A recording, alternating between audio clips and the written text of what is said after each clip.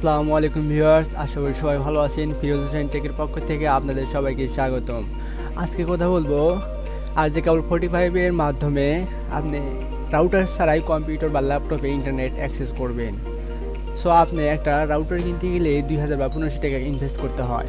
So আপনি invest না করে কীভাবে এই কাজটা সম্পূর্ণ করবেন? সো কথা না বাড়িয়ে অবশ্যই কাজে যাওয়া যাক।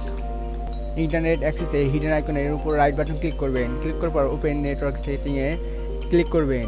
ক্লিক করার পর ইথারনেটে ক্লিক করবেন। ইথারনেটে ক্লিক করার পর চেঞ্জ অ্যাডভান্স শেয়ারিং অপশনে ক্লিক করবেন।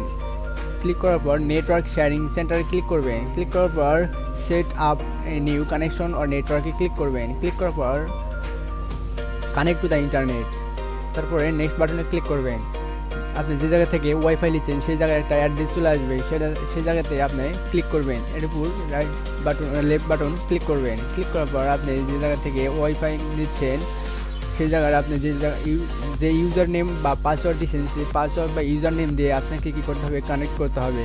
সো আমার ইউজার নেম এবং পাসওয়ার্ড দিচ্ছি।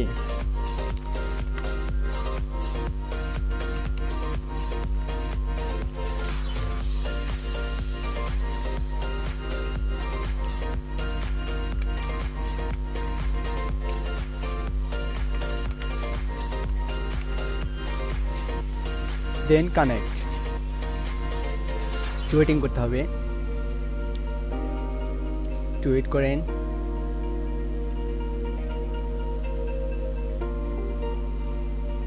সো আপনার কাজ কমপ্লিট।